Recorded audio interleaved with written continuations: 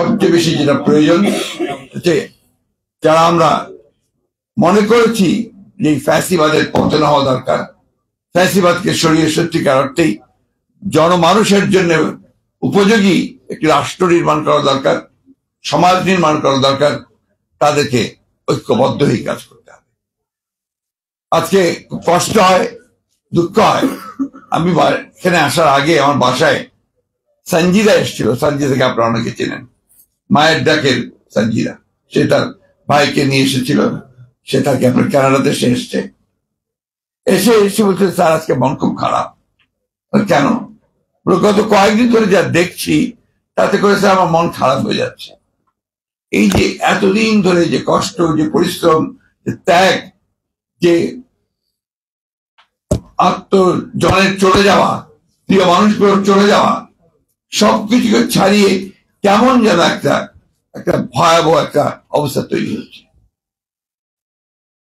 এটা অত্যন্ত আপনার পরিকল্পিত ভাবেই এই অবস্থাটা সৃষ্টি করা হচ্ছে, এবং সেটা করছে যে পতিত ফ্যাসিবাদ, তারাই আজকে এই অবস্থাটা তৈরি করছে। তা আমরা যারা আছি, যারা পক্ষে ছিলাম, যারা লড়াই করেছি, সংগ্রাম করেছি, আমরা কেন এখানে বিভাজন সৃষ্টি করছি? আজকে বিভিন্ন জায়গায় বিভিন্ন কথা শুনলে রীতিমতো ভয় হয় যে আজকে আমরা এই সময় এখনই এটাকে আমরা পুরো আন্দোলনকে একটা ভিন্ন দিকে নেওয়ার চেষ্টা করছি। আমার কাছে যেটা মনে হয় আমি সেটাই বলছি খুব স্পষ্ট। আমাদের লক্ষ্য এখন একটাই হওয়া উচিত, সে লক্ষ্যটা হচ্ছে আমরা একটা সত্যিকার অর্থে গণতান্ত্রিক রাষ্ট্র নির্মাণের জন্য যে সংস্কারগুলো প্রয়োজন, সেই সংস্কারগুলো ন্যূনতম করে আমরা একটা সেই ধরনের একটা রাষ্ট্র গঠন করার জন্য একটা নির্বাচন করে একটা পার্লামেন্টে যাই।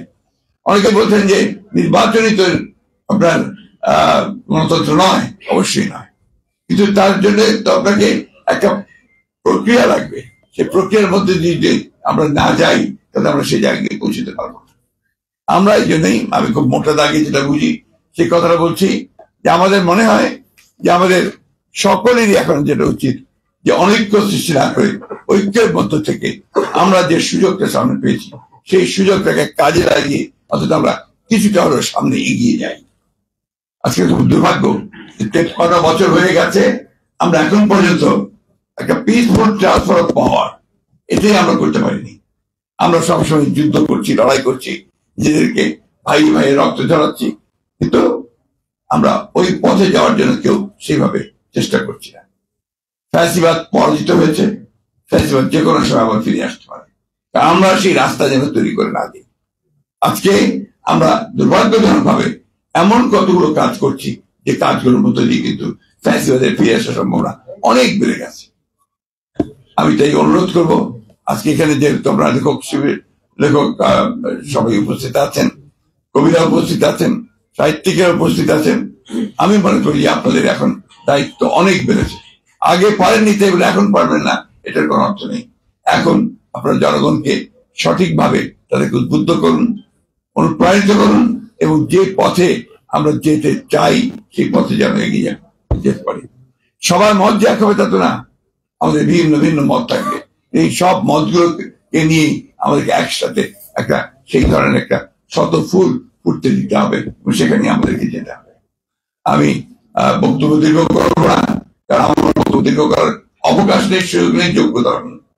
আমি শুধু এটুকু বুঝি যে আমাদের এখন সময় হয়েছে একসাথে ঐক্যবদ্ধ হয়ে আমাদেরকে সামনের দিকে এগিয়ে যাওয়ার, এবং সেই যাওয়াটা হচ্ছে একটা গণতান্ত্রিক লিবারেল ডেমোক্রেসির পথে এগিয়ে যাওয়ার। আমি অনেক এখানে পণ্ডিত অনেক বক্তব্য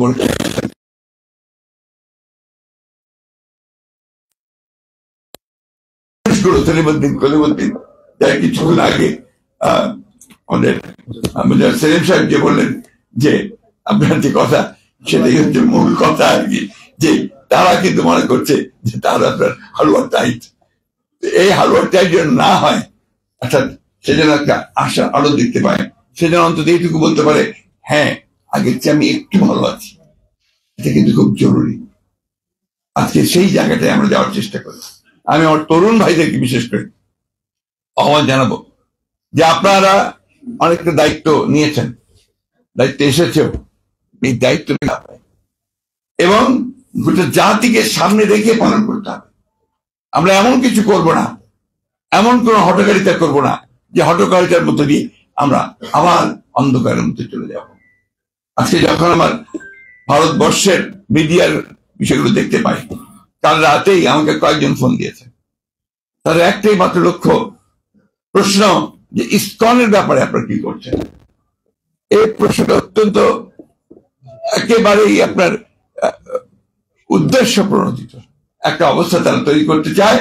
সে অবস্থা নিয়ে প্রথমবার ফেল করেছে, এখন আবার নতুন করে আবার সেই অবস্থা তৈরি করতে চায়। এটা আমাদেরকে সজাগ থাকতে হবে।